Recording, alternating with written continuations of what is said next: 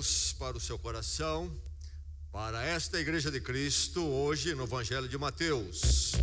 Evangelho de Mateus, nós vamos focar do verso 13 ao verso 20, vamos ser abençoados especialmente por estes versos nesta manhã.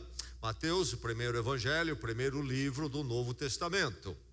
O Evangelho segundo Mateus, capítulo 16, então nosso foco, verso 13 até o verso 20.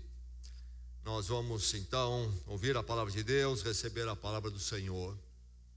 Que todos nós, sem exceção, possamos nos render diante da palavra nesta manhã. Possamos ouvi-la, recebê-la com alegria e obediência. Que o Senhor nos edifique na palavra nesta manhã. Nós vamos começar, vamos focar, melhor dizendo, a partir do verso 13. Mas vamos voltar um pouco atrás ali e ver o contexto no verso 1, 16:1. Diz assim a narrativa: os fariseus e os saduceus aproximaram-se de Jesus e o puseram à prova, pedindo-lhe que lhes mostrasse um sinal do céu. Ele respondeu: quando a tarde vem, vocês dizem, vai fazer bom tempo, porque o céu está vermelho, e de manhã, hoje haverá tempestade, porque o céu está vermelho e nublado. Você sabe interpretar os aspectos do céu, mas não sabe interpretar os sinais dos tempos. Uma geração perversa e adúltera pede um sinal miraculoso, mas nenhum sinal lhe será dado, a não ser o sinal de Jonas. Então Jesus os deixou e retirou-se. Muito bem, aí está o contexto anterior ao que vamos ler, quando os líderes judaicos, fariseus, saduceus, começam a apertar o cerco à volta de Cristo. E a visão da cruz torna-se muito próxima para Jesus Cristo, para o seu ministério, vida e obra. E é nesse contexto então que vamos ler e focar do verso 13 ao verso 20. Vamos ouvir a palavra e receber a palavra. Diz assim: chegando Jesus à região de Cesareia de Filipe, perguntou aos seus discípulos: quem os outros dizem que o Filho do Homem é? Eles responderam: alguns dizem que é João Batista, outros Elias, e ainda outros Jeremias, ou um dos profetas. E vocês? Perguntou ele. Quem vocês dizem que eu sou? Simão Pedro respondeu: tu és o Cristo, o Filho do Deus vivo. Respondeu Jesus: feliz é você, Simão, filho de Jonas, porque isto não lhe foi revelado por carne ou sangue, mas por meu Pai que está nos céus. E eu lhe digo que você é Pedro, e sobre esta pedra edificarei a minha igreja, e as portas do Hades não poderão vencê-la. Eu lhe darei as chaves do reino dos céus. O que você ligar na terra terá sido ligado nos céus, e o que você desligar na terra terá sido desligado nos céus. Então advertiu aos seus discípulos que não contassem a ninguém que ele era o Cristo. Mais adiante ainda, versos 21, começando no verso 21, vamos ler mais um pouco desse contexto. Verso 21, 16, 21. Desde aquele momento, Jesus começou a explicar aos seus discípulos que era necessário que ele fosse para Jerusalém e sofresse muitas coisas nas mãos dos líderes religiosos, dos chefes dos sacerdotes e dos mestres da lei, e fosse morto e ressuscitasse no terceiro dia. Então Pedro, chamando-o à parte, começou a repreendê-lo, dizendo: nunca, Senhor, isso nunca te acontecerá. Jesus virou-se e disse a Pedro: para trás de mim, Satanás, você é uma pedra de tropeço para mim, e não pensa nas coisas de Deus, mas nas dos homens. Então Jesus disse aos seus discípulos: se alguém quiser acompanhar-me, negue-se a si mesmo, tome a sua cruz e siga-me, pois quem quiser salvar a sua vida, a perderá, mas quem perder a sua vida por minha causa, a encontrará. Quero ler ainda, para melhor aprendermos a mensagem dos versos do nosso foco nesta manhã, quero ler ainda em Mateus 18, 2 capítulos à frente. Mateus 18, Jesus dá nesse capítulo instruções sobre como a igreja deve se cuidar, como ela deve operar o seu cuidado. E depois de falar sobre a igreja ser definida aqui no verso 18, aquele que é da igreja, aquele que não é da igreja, a igreja é definida e a igreja deve zelar e verificar que assim seja feito. Nos versos anteriores ao que vamos ler aqui no capítulo 18, nós temos Jesus falando sobre a disciplina da igreja, a repreensão daquele que permanece no erro e não se arrepende. Mateus 18, versos 18 a 19, vou ler e vamos focar no centro desses versos aqui. Mas começa no verso 18 assim, Jesus falando: digo-lhes a verdade, tudo o que vocês ligarem na terra terá sido ligado no céu, e tudo o que vocês desligarem na terra terá sido desligado no céu. Tudo o que vocês ligarem terá sido ligado. Tudo o que vocês desligarem terá sido desligado nos céus. E ainda mais um verso, acompanhe esta leitura minha em Efésios.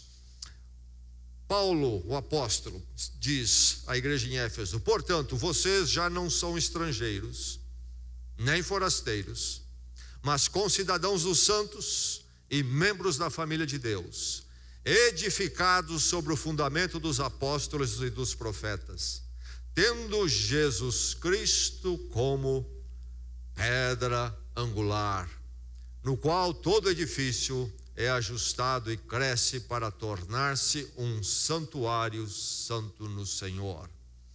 Edificado sobre o fundamento dos apóstolos, Jesus Cristo a pedra angular.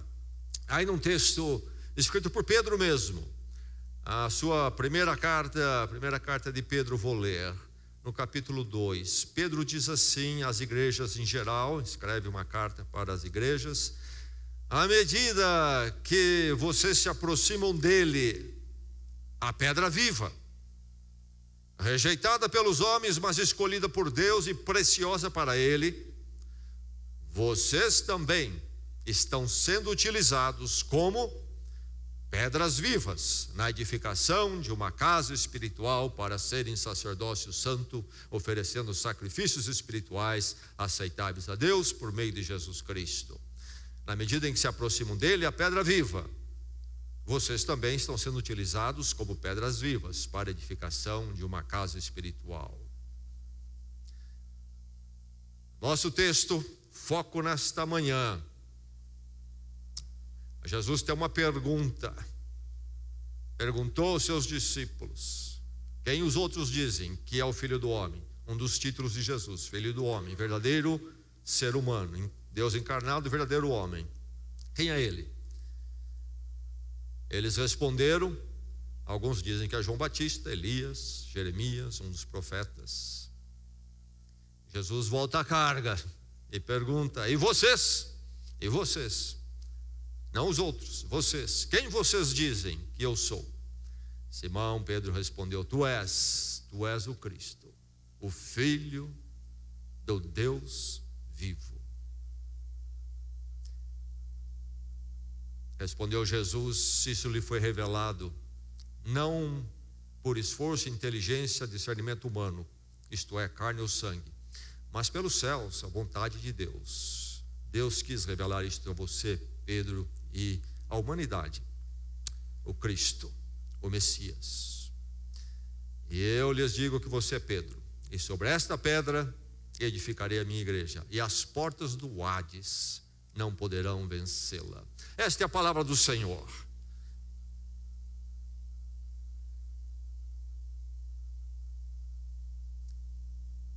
No mundo hoje, há uma competição quanto a quem é que constrói e tem o prédio mais alto. No momento, parece que a corrida está sendo vencida por Dubai, prédio mais alto do mundo. Depois vem os outros prédios altíssimos em Xangai, temos prédios altos, um prédio muito alto lá. Temos em Nova York, a mais recém-construída, depois da queda das duas torres, um novo prédio, o Freedom Tower, Torre da Liberdade.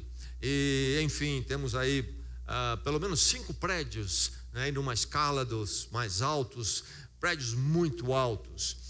O prédio representa o sucesso do país, da cultura, e por isso então tem esse esforço humano. Eles são construídos não porque não há espaço para se colocar as coisas, há muita terra por aí, não é verdade, no mundo todo, mas são monumentos da verdade, a glória humana, a glória da cultura e do país. Então esses esforços para se edificar os prédios mais altos, e certamente parece que já há projeto para outros mais altos. Enfim, enquanto o mundo estiver numa certa estrutura, essa corrida há de continuar, vindo catástrofes maiores mundiais, isso mas enquanto houver esta sucessão econômica como temos tido, e as coisas avançando, essa corrida vai permanecer, e cada um querendo um prédio mais alto, prédios altíssimos. Mas quero dizer nesta manhã, à luz da palavra de Deus, que seja o prédio mais alto que o ser humano venha a construir, há um que nenhum deles pode se igualar na sua grandeza, e é um prédio que Deus está construindo, e somente Deus poderia construir, e está construindo em Jesus Cristo. É a edificação da igreja. Deus está edificando esse prédio, esse monumento que toca a terra, toca os céus, toca o presente e toca a eternidade. Que edifício é esse? Tremendo, tremendo edifício. A edificação da igreja. Jesus Cristo diz aqui: eu edificarei a minha igreja. E ele diz: o Pai revelou lá dos céus a verdade sobre ele, uma obra divina que passa pelo Deus encarnado, o verdadeiro Deus, Filho do Deus vivo, mas também Filho do homem, aquele que é um de nós. Enfim, aí está a grande edificação. Quando nós passamos recentemente pelo aniversário desta igreja, dia 7 de setembro, 86 anos desta igreja local, aqui uma das igrejas de Jesus Cristo, nós devemos parar, é oportuno pararmos desta manhã para ainda pensarmos um pouco mais o que é que nós somos, o que é que nós estamos fazendo aqui, sempre, semana após semana. Lembre-se sempre que nós estamos fazendo parte desta edificação tremenda. E olhando esse texto então, como igreja, meu irmão, minha irmã, como igreja, comunhão da Igreja Batista Celebração, como igreja, sejamos edificados e não delapidados, destruídos, diminuídos. Sejamos como igreja edificados, mas edificados como? Edificados em Cristo, em Cristo. Esse texto aqui, nesses versos que estamos focando, é um texto que tem sido alvo de grandes debates de interpretação. Mas precisamos atentar com muita serenidade quanto ao foco desse texto, para então entendermos o texto e a mensagem dele corretamente. Aqui nestes versos, qual é o foco? Qual é o foco? Eu? Não. Você? Não. É Pedro? Também não. É um dos apóstolos? Também não. Qual é o foco? A pergunta. A pergunta. Qual é a pergunta de Jesus? E a pergunta se torna ainda mais central e cristalina quando consideramos a pergunta anterior. O que é que o povo aí está dizendo que eu sou? E aí eles citaram algumas possibilidades que eles ouviram das pessoas. João Batista, Elias, o grande profeta, que inclusive é aí o ícone dos profetas do Velho Testamento, Elias. João Batista, que entenderam que ele tinha vindo no espírito de Elias. O povo assim interpretou. Jeremias, outro grande profeta, ou talvez um outro profeta, enfim, o povo estava confuso e procurando interpretar quem era Jesus Cristo. Bem, estes são eles. Esta pergunta de Jesus certamente é didática, para levá-los à verdadeira pergunta: e vocês? O que vocês dizem? E Jesus pergunta a todos os apóstolos ali, não pergunta a um deles, a todos eles. Esse é o foco. Quem é Jesus Cristo? Quem é Jesus Cristo para você? Quem é Jesus Cristo para nós? Não o que o mundo diz. Cristo pintado toda cor, jeito e forma por aí.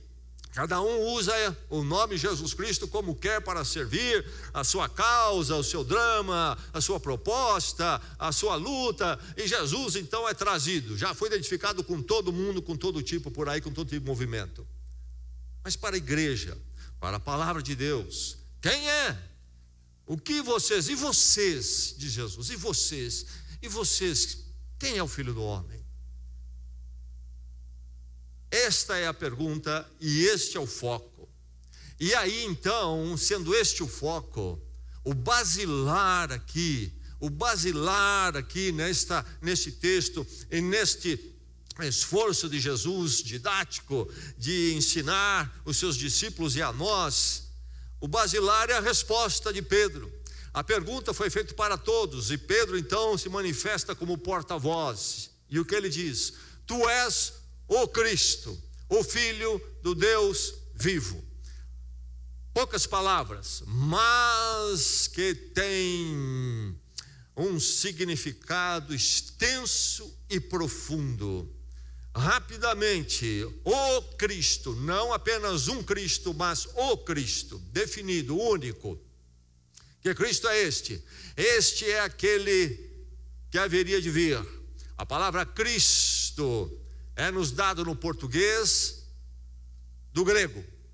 É uma portuguesada de uma palavra no grego antigo.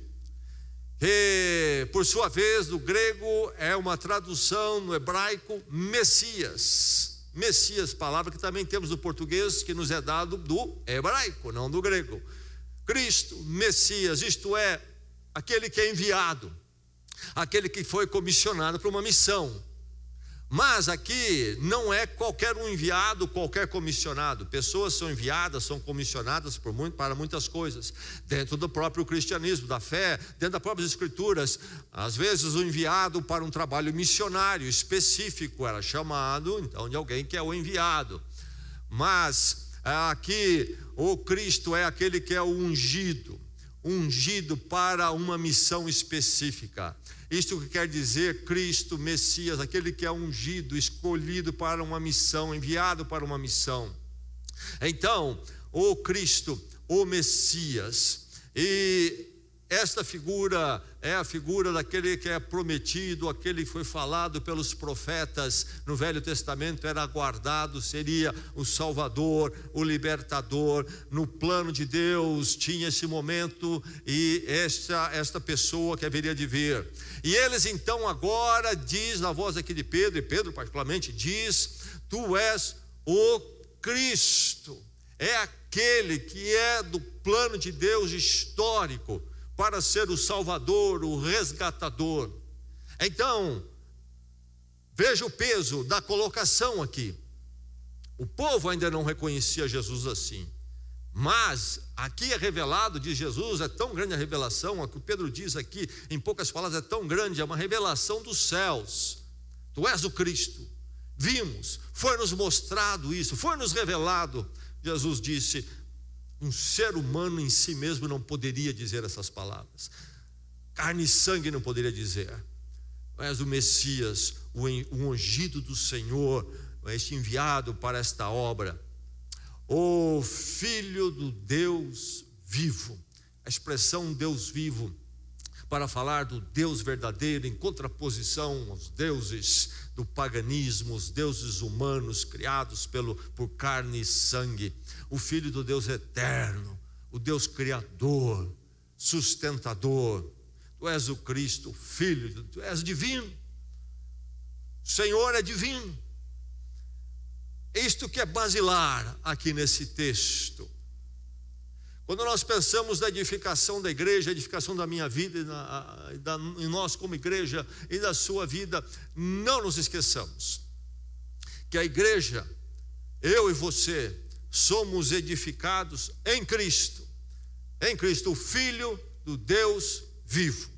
Eis a maravilha da igreja, eis o que torna a igreja espetacular, espetacularmente distinta de todo mais que se faça no mundo. Qualquer empreendimento, obra, movimento humano, mesmo a humanidade toda somada, nada é tão espetacular como a igreja, por causa desta verdade basilar: tu és o Cristo, o Filho de Deus.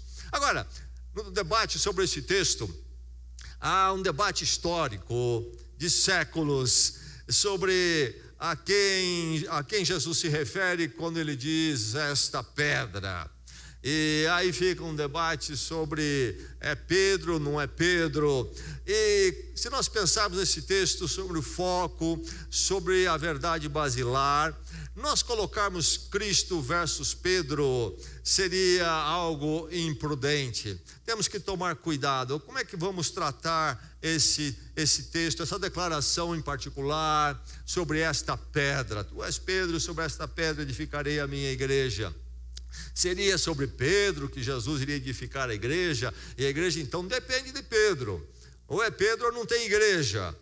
Bem, a Igreja Católica, por exemplo, toma essa passagem para ver nela um único texto na Bíblia, um único texto que ela toma, essa colocação, para defender tudo aquilo que formaram e criaram dentro da figura papal.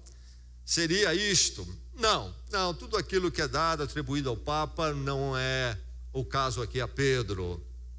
Aliás, essa questão do chamado bispo de Roma querer ter ascendência sobre todas as igrejas foi um problema sempre histórico que nunca foi aceito e deu problema sempre. Por isso que existe já nos primeiros séculos houve a divisão da igreja copta, que é a igreja principalmente do Egito, tem em outros lugares também. Foi um dos problemas, implícito ou explícito. Nós vamos ter a igreja ortodoxa, a mesma coisa. Já no século XI, a igreja ortodoxa, que está na Grécia, grande parte da Rússia, outros lugares, está espalhado pelo mundo todo, também se afastou da comunhão com a igreja baseada no Vaticano, por causa desta imposição de que o bispo de Roma então seria aquele que dominaria toda a igreja cristã. Enfim, aqui nesse texto não há nada sobre sucessão de um apóstolo na liderança da igreja, porque a teoria da igreja católica é que Pedro eventualmente vai para Roma, e parece que historicamente é verdade, que ele teria ido para Roma, e que depois então ele ficou em Roma, como ele era a pedra, quando Jesus declarou anos e anos atrás, décadas atrás, agora está em Roma, ele morre, mas ali então quem ficou como bispo em Roma seria o novo Pedro, e assim tem sido na sucessão da história até chegar ao Papa então Francisco hoje. Há esse castelo construído aí pela Igreja Católica que não se sustenta historicamente. A igreja enfrentou todo tipo de crise. Houve ocasião que teve 3 papas ao mesmo tempo, disputando quem seria o papa. Enfim, é um problema tremendo. Bem, não encontramos esta história bonitinha de sucessão. Nesse texto não há nenhum ensino sobre sucessão.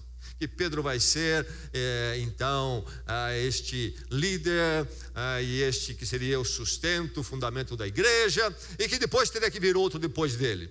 Jesus não fala nada sobre isso. Também Jesus Cristo não fala nada, por exemplo, sobre a infalibilidade do Papa ou de Pedro. E Pedro é infalível. Aliás, no texto aqui nós vemos que ele é muito falível. Também não encontramos aqui Jesus nessa colocação dizendo que Pedro então seria essa autoridade abrangente sobre a igreja de Jesus Cristo e os seus sucessores da mesma forma, e inclusive uma autoridade exclusiva que é só de Pedro, somente dele, e então somente dos papas que vêm depois. O texto aqui é muito interessante, porque no original, no grego, Jesus Cristo fala: tu és Pedro, e no grego então é Petros, você é Petros, e é o nome de Pedro. Aliás, é um apelido que Jesus mesmo deu para ele, está no Evangelho de João, capítulo 1, verso 42. O nome dele é Simão, e então Pedro, você é Pedro, e Pedro quer dizer Petros, quer dizer uma pedra. Você é uma pedra, e sobre esta rocha, aí no grego ele vai dizer Petra, uma outra palavra no grego. Então temos 2 palavras, uma é no masculino e no feminino. Em geral, Petros, ou Pedro, é uma rocha menor, uma pedra menor. Em geral, nas poesias lá na antiguidade, em grego, encontra-se essa conotação. E Petras, isto é pedra, agora no feminino, seria mais uma rocha volumosa, grande. Esta ideia fica implícita, subentendida, pelo menos no texto em grego. Porém, o Evangelho de Mateus, entende-se, foi escrito, na verdade, no original, no aramaico, a língua que Jesus falava, ou pelo menos a conversa de Jesus foi aramaico, porque era a língua de Jesus, era a língua ali de onde ele habitou, andou em Israel. E no aramaico não há essas 2 palavras diferentes para pedra, mas uma só, Cefas ou Kefas, Cefas. E então Jesus teria usado, entende-se, não temos essa informação de primeira mão, que então no original, na conversa mesmo em aramaico, não teria tido uma distinção entre as 2. Jesus teria dito: você é Cefas, e sobre esse Cefas, ou alguma coisa nesse sentido.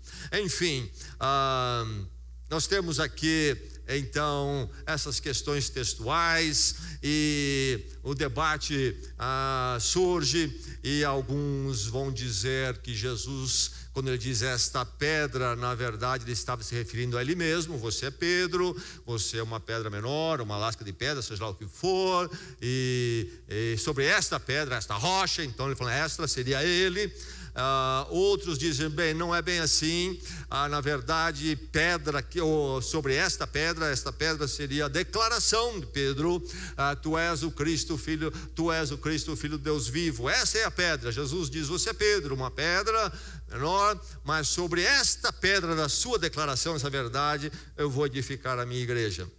E há então a posição da Igreja Católica que vai dizer: olha, aqui Pedro, Jesus disse: você é Pedro, e sobre você, essa rocha, vou construir a minha igreja. E aí então vamos justificar tudo que a gente decidir sobre o papado, e através da história vamos adicionando então as coisas, e vai se tornando essa figura imponente dentro do catolicismo. Enfim, seria Pedro então esta pedra? Bem, realmente não. Nós lemos aqui que imediatamente após esse diálogo e essa declaração de Jesus, Jesus informa a eles: olha, eu preciso ir a Jerusalém. Eles estão em Cesareia de Filipe. Onde fica isso? No norte de Israel, lá perto do Monte Hermon, e mais embaixo do Monte Hermon há um lugar das águas chamado Bânias. Quem visita Israel geralmente é levado lá, Cesareia de Filipe. Estão lá no norte, vamos descer ao sul a Jerusalém. Mas nós vimos aqui que os líderes judaicos já estão apertando o cerco à volta de Jesus Cristo. E Jesus agora começa a falar abertamente para eles: preciso ir e vou sofrer na mão dos homens e ser morto, mas ressuscitarei. Começa a abrir o jogo com eles, uma coisa que eles ouvem, entendem, mas não entendem, é uma verdade difícil demais, coisa grande demais para eles, dolorido demais. E inclusive, então, aqui logo após, versos 22, 23, o que acontece? Quando Jesus declara que ele precisa Jerusalém e morrer, Pedro dá um grito, um brado: de jeito nenhum, de jeito nenhum, nunca isso vai lhe acontecer. Pedro sempre tomava a palavra primeiro, era a personalidade dele, e muitas vezes de forma abençoada. E vocês, o que vocês dizem? Pedro primeiro: tu és o Cristo, o Filho do Deus vivo. Logo depois: vou a Jerusalém ser preso, morto pelos homens. Todo mundo olha assustado. Pedro pula: nunca, de jeito nenhum, não vai. E o que Jesus para ele? Afasta-te de mim, Satanás. Palavra pesada para alguém que seria o fundamento da igreja, a segurança da igreja. Satanás. Jesus está dizendo que ele é a personificação diabólica na frente dele? Não.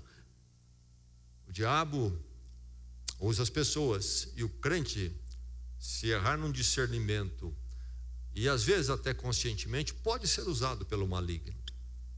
E aqui no caso Pedro foi, na boa intenção dele, por melhor que fosse: não quero ver o senhor sofrer, não vai acontecer isso com o senhor.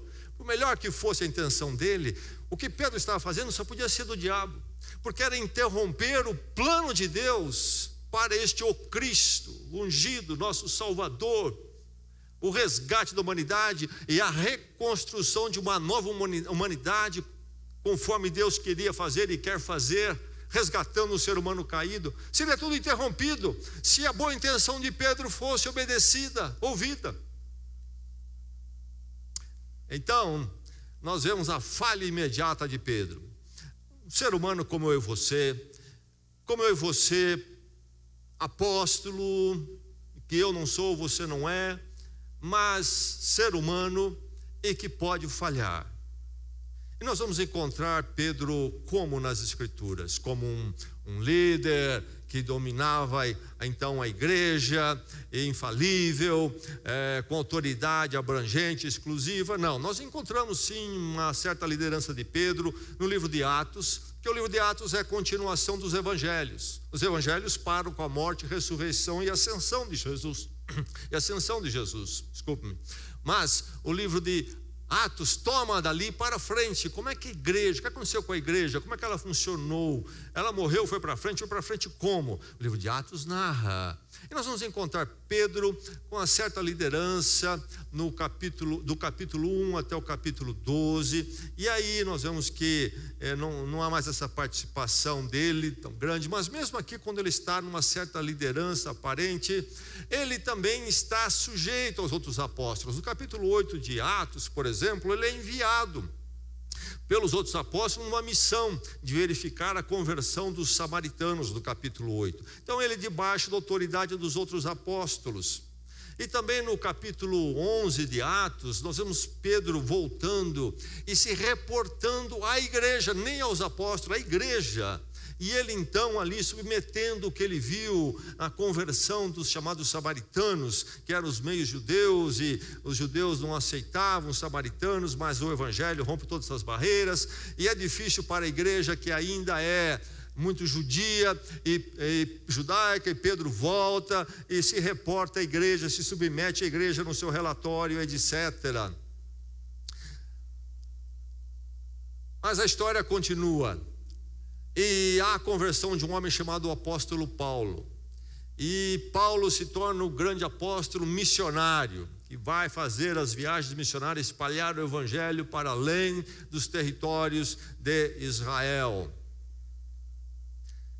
Depois da primeira viagem missionária de Paulo, quando então em diversas cidades, não judeus, chamados gentios, se convertem, cria uma dificuldade, porque a igreja ainda pensava muito em termos de judaísmo. Jesus Cristo falou que não seria assim. Profetas do Velho Testamento, Isaías falou que seria para todos os povos a vinda do Messias, Jesus Cristo. Mas a igreja ainda, por ter nascido dentro da cultura do pensamento judaico, ainda pensa muito em si mesmo como algo judaico. E aí surge a questão, quando Paulo retorna e fala da conversão dos não-judeus. Não teriam que esses gentios que se convertem a Cristo, ao Evangelho, adotarem também as práticas judaicas? E aí, no capítulo 15, nós temos em Jerusalém a reunião da igreja, diz o texto lá, não somente a igreja, mas a igreja com seus presbíteros, o seu conselho, e mais, os apóstolos. E manifesta-se ali, naquela igreja, a liderança de Tiago nesta ocasião, quando a igreja se reúne. É o chamado primeiro concílio da igreja. Primeira vez que a igreja para decidir uma questão doutrinária que surge. Os gentios convertidos a Cristo precisam se tornar como que judeus também. E a igreja, então, conversa ali, decide claramente, não, de jeito nenhum, não é por aí. Mas Pedro não é o grande comandante desta reunião, primeiro concílio da igreja, ele apenas participa. Nós vamos encontrando esta figura de Pedro presente, mas desta forma. Mas é interessante, no ano de 55, Paulo, o apóstolo, na sua segunda viagem missionária, escreve uma carta às igrejas da região da Galácia, a carta aos Gálatas. E ele está tratando com os Gálatas justamente esse problema lá, de novo, porque há esta questão dentro lá das igrejas sobre as questões judaicas e a graça em Cristo Jesus. Olha, a graça é importante, é plena, mas precisa se adotar também costumes judaicos, e Paulo escreve essa carta para corrigir isto, de jeito nenhum. E ele conta inclusive que ele precisou uma vez repreender Pedro, porque Pedro estava se alinhando de novo com esta ideia de cristão, em que também se envolver com as práticas judaicas. E Paulo diz: eu repreendi Pedro publicamente. Você não pode fazer isto. Pedro repreendido pelo apóstolo Paulo. E encontramos aqui Pedro, então, inclusive nesse grande equívoco de dizer a Cristo: não vai morrer, não vai ser crucificado de jeito nenhum. Enfim, esta é a figura de Pedro, muito usado por Deus, um apóstolo, mas fica difícil se projetar em cima dessa expressão algo além do que realmente o contexto aqui pede. O que nós temos aqui quanto a esta pedra é o quê? Realmente se refere a Pedro. Alguns dizem que não, há outras interpretações, mas o texto pode indicar muito bem Pedro. Mas no que sentido? No sentido de Pedro ser ali o primeiro a declarar: tu és o Cristo, o Filho de Deus vivo, abertamente, categoricamente. Pedro é ali um marco basilar, oportuno e basilar. Basilar por causa do significado da colocação dele, essa revelação que veio dos céus: tu és o Cristo. E oportuno, porque é o início. Ali é o início, marco daquilo que Deus haveria de fazer. E Pedro ali então é um porta-voz dos apóstolos, é um porta-voz, na verdade, de toda a igreja de Jesus Cristo. Porque a igreja de Jesus Cristo é aquela que diz: tu és o Cristo, Filho do Deus vivo. Esta é a igreja de Jesus Cristo. E aqui então está a grande pedra, este marco oportuno e basilar, o primeiro a declarar. Aqui está o padrão do novo Israel, da nova humanidade que Deus está criando em Cristo. É a colocação de Pedro, e então em Pedro estabelece-se isto. E Pedro então como pessoa, mais a declaração, é este grande marco oportuno. E então pedra seria a representação deste momento. Mas enfim, a questão toda volta a Cristo Jesus. É em Cristo, o Filho de Deus vivo, que a igreja é edificada. Essa declaração tu és o Cristo, o Filho de Deus vivo, é fundamental. A igreja existe ou não existe, dependendo dessa declaração. Essa declaração é então fundamental. Se a igreja existe é porque Ele é o Cristo e o Filho de Deus vivo. E por isso essa declaração é definidora. A igreja é definida a partir dessa declaração. Mas pela igreja ser edificada em Cristo, Filho de Deus vivo,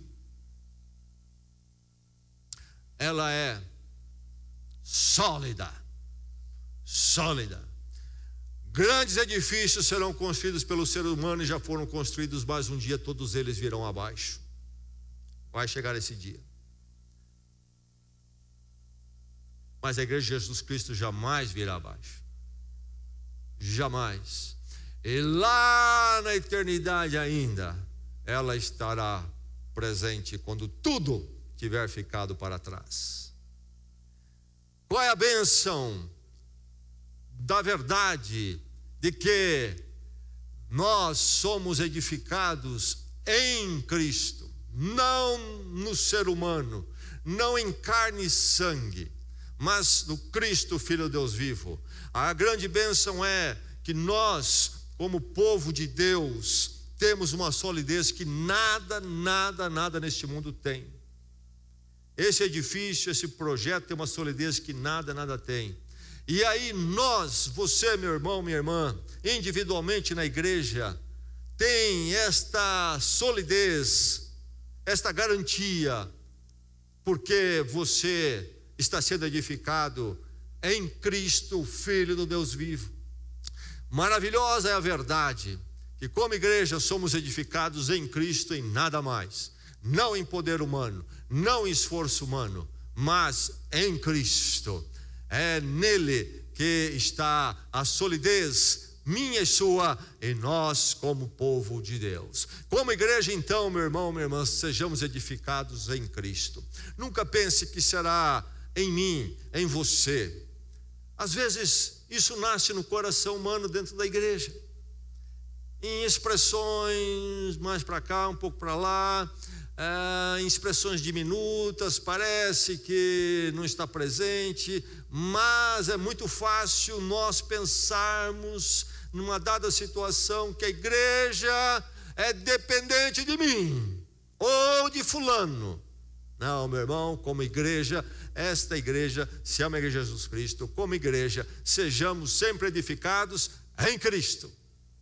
Esse é o caminho certo e a nossa garantia eterna, porque nele tudo há de caminhar para o sucesso final e nunca naufragar. Sejamos então edificados como igreja em Cristo, mas como igreja sejamos edificados também para Cristo. Para Cristo. Jesus diz: eu edificarei a minha igreja. Igreja. A igreja é uma palavra que nos é dada também, e no original é eclesia, no grego antigo. O que é isto? Uma palavra composta, então aí há uma preposição, fora, primeira parte, fora, e depois eclesia é o chamar, chamado. Então chamado para fora. Lá na Grécia Antiga houve os primórdios da chamada democracia, não como nós temos hoje, mas alguma coisa nessa direção. E as cidades independentes gregas então tinham os cidadãos, sempre homens, e aqueles que eram livres, que podiam compor a assembleia da cidade. E quando havia um assunto a ser tratado, eles eram convocados para uma reunião, em geral no teatro ou no estádio da cidade. E isto era chamado para fora, era a eclesia, lá da estrutura política das cidades livres gregas. Por que chamados para fora? Porque estes que estavam no meio da comunidade espalhada, onde havia aqueles que não tinham direito a voto, havia os escravos que tinham direito a voto, as mulheres não tinham direito a voto, eles eram chamados para fora, saírem do meio da cidade toda e se reunirem então a parte num dado local para decidir uma questão. E Jesus vai buscar esta palavra aqui para aplicar ao seu povo. Eclesia. Há nas Escrituras e na história duas formas que a eclesia se manifesta. Uma é no sentido mundial, universal. A eclesia de Cristo no mundo todo. E podemos falar, inclusive, no sentido universal, de tempo também, através dos séculos todos. Os cristãos que já foram. É a igreja de Cristo, a grande igreja. Mas a palavra igreja nas Escrituras, às vezes aplicado para essa dimensão, o mais comum é ser aplicado à igreja local, manifestada num lugar, aqueles que se agrupam e se organizam segundo os princípios das Escrituras como igreja. A igreja, então, local é a expressão concreta da igreja universal. A igreja universal, um tanto quanto abstrata, e eu e você não conseguimos vivenciar a igreja universal. Como é que eu posso vivenciar com a igreja do Japão hoje? Não tem jeito. Mesmo que for online, não é realmente a experiência de igreja que é presencial. Eu experimento a grande obra de Deus, que envolve a igreja à volta do mundo hoje, e envolve a igreja à volta do mundo nos séculos que se foram. Eu experimento isso através da experiência concreta de uma comunidade local organizada segundo os princípios bíblicos, os parâmetros bíblicos. Então a eclesia do Senhor é esta, universal, mas conhecida de forma local. E ela é distinta, então. Isso cria uma distinção, os chamados para fora. Nós somos distintos dos de fora do mundo. Jesus pergunta o que é que os homens estão dizendo que eu sou. E aí surgem as opiniões. Mas vamos deixar essa para lá. Agora vamos apertar, vamos ver vocês, o que vocês dizem. Então a questão é sobre nós, a igreja de Jesus Cristo, essa distinção.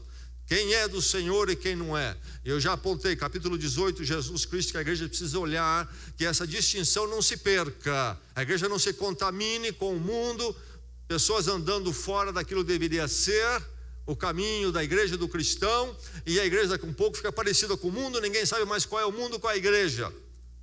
A distinção, chamados para fora. Mas aí lembre-se, o conceito aqui da igreja como uma comunidade. Eu falei da origem grega do termo eclesia, mas quando nós olhamos a tradução feita ali, provavelmente no primeiro século,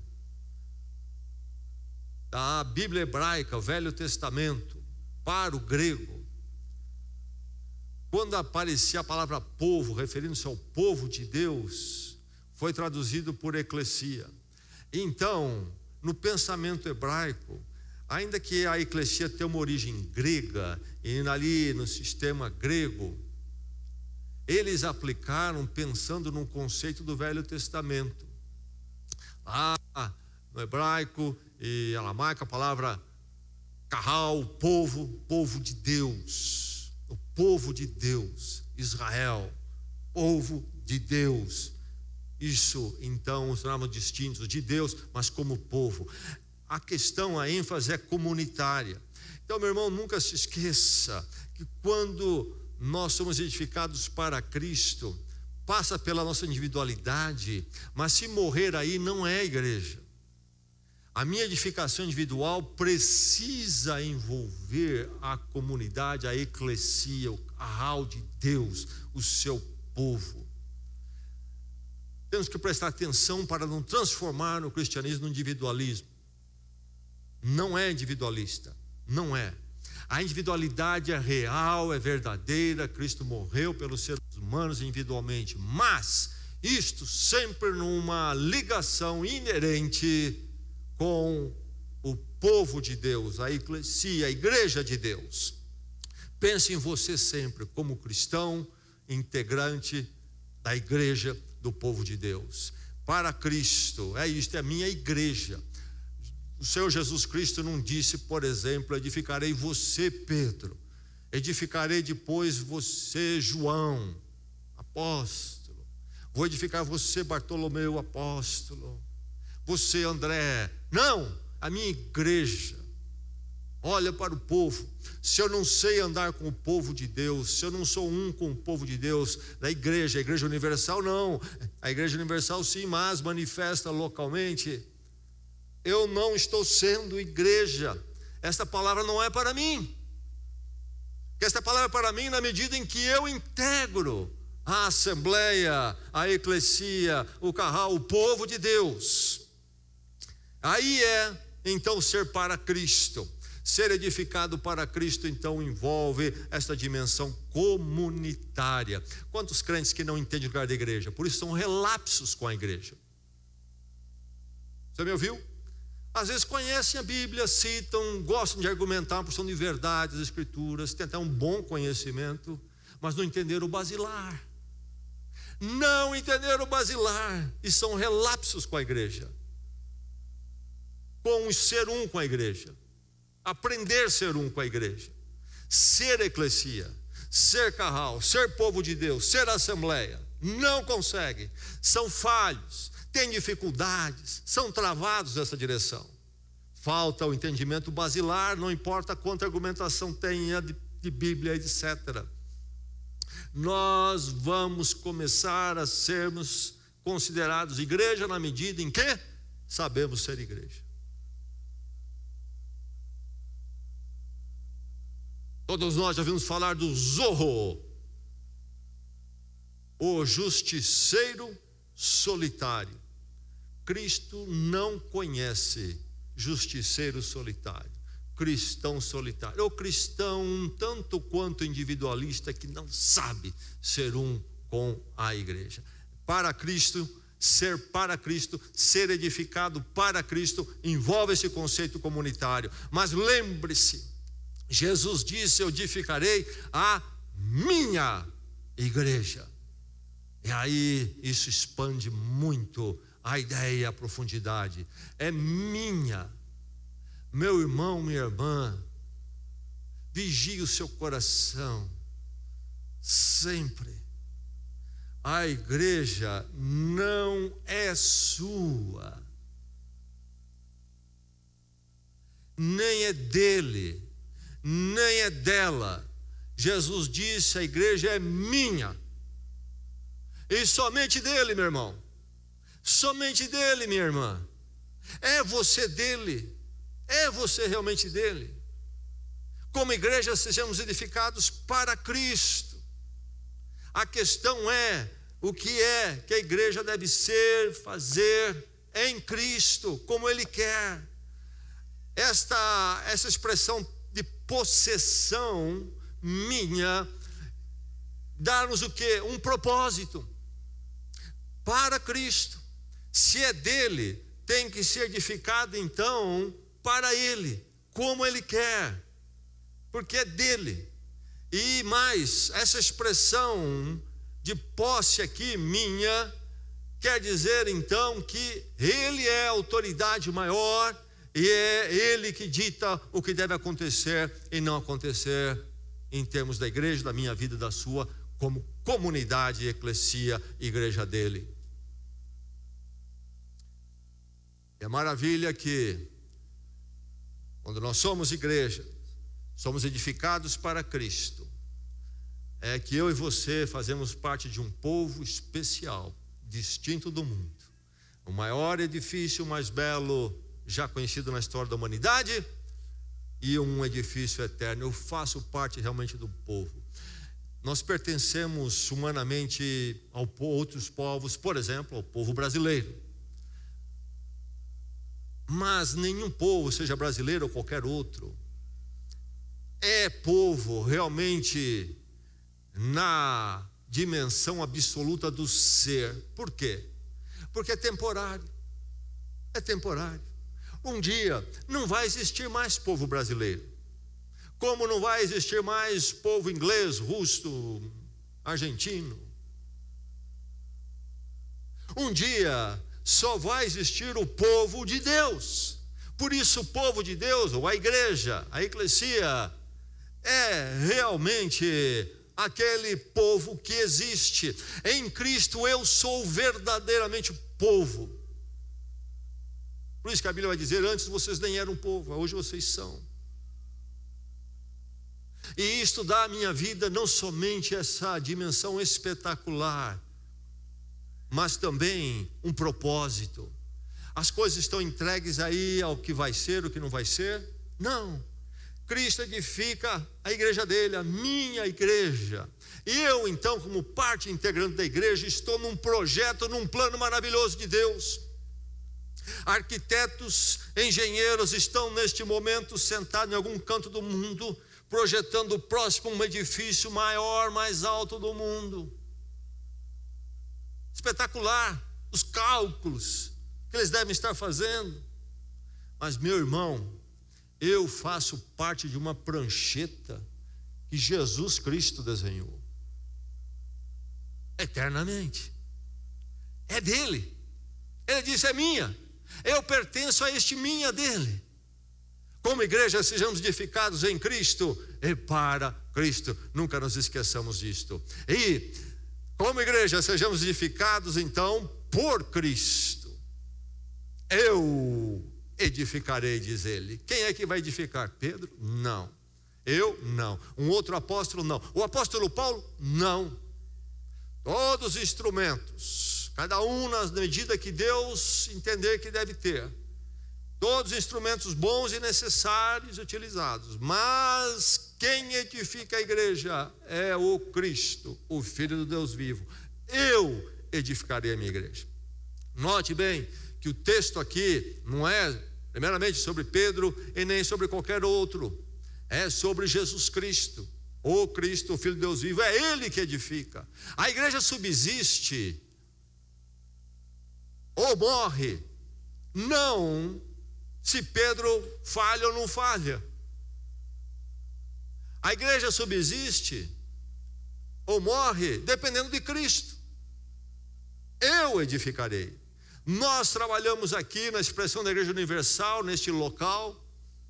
Nós nos esforçamos, fazemos planos, mas com muita humildade. Porque quem edifica a igreja, meu irmão, não sou eu, não são meus planos, mas a ação sobrenatural de Cristo sobre a igreja. E a igreja de Jesus Cristo já passou por todo tipo de teste na história. Já se tentou todo tipo de forma de extinguir a igreja. Sangue até rolou muito.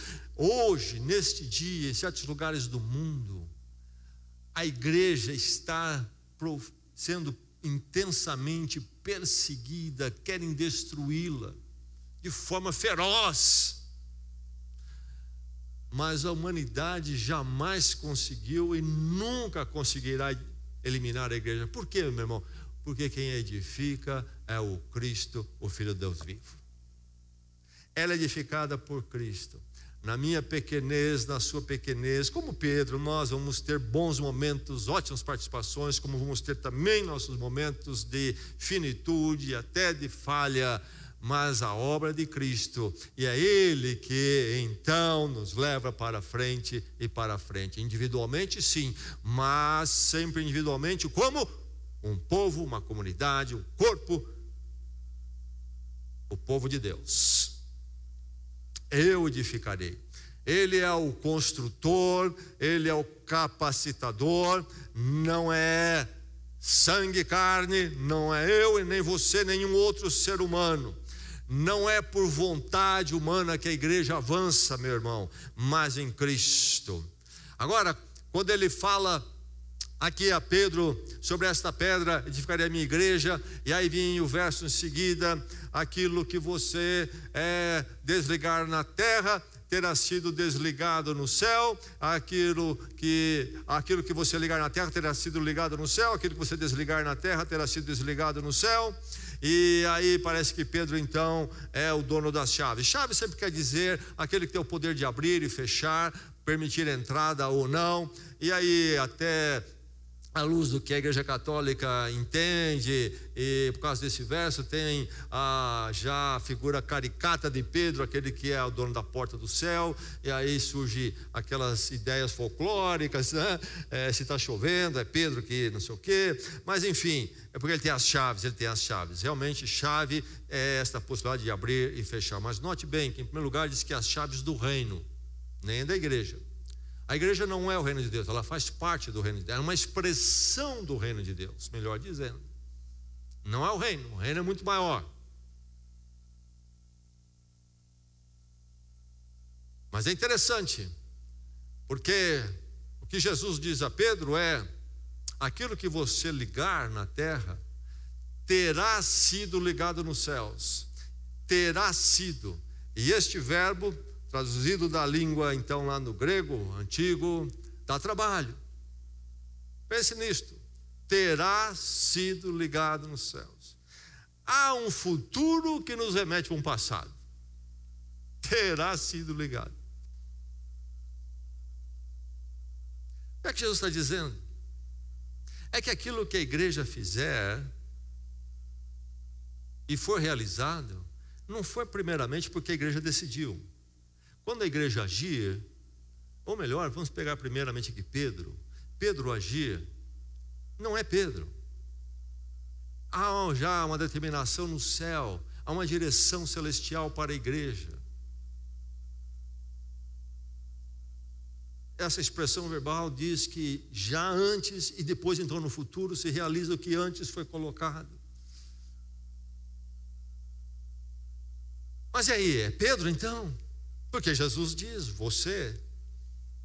o que você ligar, você terá sido ligado.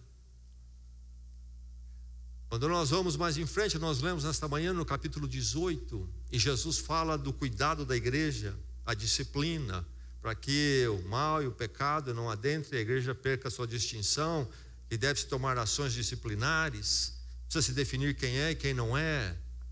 A igreja tem que ter rol de membros segundo Jesus Cristo, porque a lei diz que há separação e a igreja tem que ver que haja essa separação. Em Mateus 18 nós lemos, aí ele diz: o que vocês ligarem. O que ele disse a Pedro, agora ele diz que é da igreja. Aí ele fala à igreja, porque ele diz: aquele impenitente, depois de ser confrontado em 2 instâncias, ele é levado à terceira, que é a igreja toda. Lá em Mateus 18, 3 instâncias. E na última instância a igreja toda. E se ele não se arrepender da igreja toda, ele deve ser considerado publicano, não faz parte da igreja. E aí é que Jesus diz: aquilo que vocês ligarem na terra terá sido ligado nos céus, aquilo que vocês desligarem na terra terá sido desligado no céu. Mas aí é no plural, vocês, a igreja toda. Então é Pedro ou é a igreja? Fica muito claro, foi muito claro que foi aplicado a Pedro algo que pertence a ele, sim, porque pertence a ele por fazer parte da igreja, porque pertence à igreja toda, essas chaves aqui. Mas o que são essas chaves? Nós podemos virar as escrituras de trás para frente, e a questão é a pregação do evangelho, a pregação do Cristo, Filho do Deus vivo. É isso que liga e desliga, é isso que está com a igreja. Por isso, esse mesmo evangelho, o evangelho de Mateus, vai concluir como? Capítulo 28, o último capítulo de Mateus. Jesus Cristo, agora já ressurreto, foi crucificado, manifesta-se ressurreto aos seus, aos apóstolos especialmente. E Jesus Cristo agora está para ascender aos céus. Não teríamos mais o seu corpo entre nós. E ele então fala no capítulo 28 as últimas palavras antes de ascender aos céus.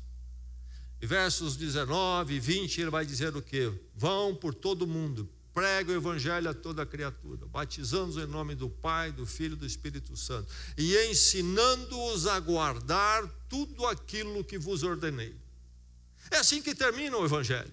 Eis a grande chave, anunciar o evangelho. E a igreja, através do evangelho, dirigida por aquilo que é o comando, a direção soberana de Deus, A igreja então abre porta e fecha a porta. Pedro abriu porta e fechou porta desta forma. Em nenhum lugar vamos encontrar Pedro decidindo quem entra nos anos após este momento aqui. Pedro dizendo: olha, eu coloco, eu tiro de quem vai entrar no reino dos céus. Não. Vai pregar o evangelho, vai anunciar o evangelho. E aqueles que recebem o evangelho adentram a igreja, que é a expressão do reino, e se for verdadeiramente crente, então passa a participar ao reino. Aí está então Jesus Cristo edificando a sua igreja. E nós participamos como? Com as chaves do reino. Qual é a chave do reino? O Cristo, o Filho de Deus vivo, anunciando isto. Isto liga e desliga, conforme for a resposta daquele que ouve a nossa mensagem. Como igreja somos edificados então por Cristo. Eu edificarei a minha igreja. Eu edificarei. Aí ele faz a colocação: as portas do Hades não prevalecerão contra ela. As portas do Hades. O que é Hades? Hades, para a cultura hebraica, é o lugar dos mortos. Lugar dos mortos. Algumas versões mais antigas traduziram: as portas do inferno não prevalecerão contra a igreja. Seria inferno, lugar, habitação demoníaca, condenada. Bem, Hades no sentido de morte. A morte da igreja certamente envolve a igreja cair no domínio satânico, derrota e não mais ser de Cristo. Então é possível se pensar nessa direção. De qualquer forma, aqui se trata do momento que a igreja poderia deixar de ser igreja, não existir mais. No campo então invisível, chamado Hades, a terra de ninguém, ou então a terra de destruição diabólica, foi liquidada pelo diabo. Não existe mais a igreja. Jesus Cristo diz que esta possibilidade de vir a não ser não é possível. A igreja sempre será. As portas da terra de ninguém, da terra do nada, jamais, a terra do demoníaca destruição, jamais vai prevalecer contra a igreja. Jamais.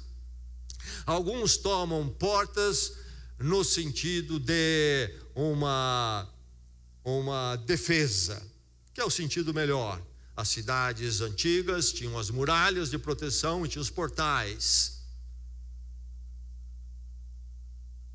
Então seria defesa, mas alguns tomam no sentido de ataque. Isto é, a igreja vai avançar e arrebentar a porta do domínio maligno. Mas enfim, seja como for, não há possibilidade da igreja ser extinta, apagada. Por quê? Eu edificarei a minha igreja. Nada poderá resistir à minha obra, Jesus está dizendo. Nada. Irmão, que maravilha para a minha vida e para a sua. A obra do Senhor e nós, se só somos igreja, na minha vida, na sua vida, é garantido por aquele que edifica, e quem edifica é Jesus Cristo. E se eu sou dele hoje e sou eternamente. Se eu sou dele, eu sou da igreja. Se eu sou dele, eu sou um com a igreja. Se eu sou dele, eu integro-me, faço parte plena, presencialmente, conscientemente, do povo da igreja do Senhor. E se eu sou dele, serei edificado para sempre. A verdade é que não há poder que poderá tirar de mim o privilégio, o direito de ser da igreja de Jesus Cristo, porque foi ele mesmo que, através da ação da igreja de proclamar as chaves do reino, me colocou neste povo, na sua igreja. Sou dele para sempre, porque como igreja sou edificado por Cristo. E nós possamos, meus irmãos, então, como igreja, sermos sempre edificados em Cristo, para Cristo e por Cristo, hoje e para sempre, até mesmo lá na eternidade estaremos com ele. Edificarei a minha igreja, e as portas do Hades não poderão vencê-la. Quando nós nos encontramos aqui semana após semana, andamos ombro a ombro, um lado ao outro, com todos os nossos problemas, às vezes como Pedro, até com boa intenção, dizendo no momento aquilo que não deve ser dito ou fazer que deve ser feito, mas o Senhor sempre nos corrigindo, nas nossas lutas e perfeições, o Senhor é a garantia, e o Senhor nos levará para a frente. Nessa expressão aqui, tão humana, há algo tão divino acontecendo, que nós só vamos aquilatar e realmente entender, meu irmão, na eternidade. E nós vamos olhar para cá e vamos dizer: nós não entendíamos nada, como Deus estava fazendo algo maravilhoso, e nós percebemos tão pouco. Veja a obra do Senhor, meu irmão. Hoje algo glorioso, eterno está acontecendo aqui, e que possa ser parte da minha vida e da sua vida, agora e sempre. Nenhum de nós se perca pelo caminho, e lá na glória possamos entender como é alto, sublime, tremendo e maravilhoso a edificação que o Senhor está fazendo. Sejamos edificados como igreja em Cristo, para Cristo e por Cristo. Vamos orar.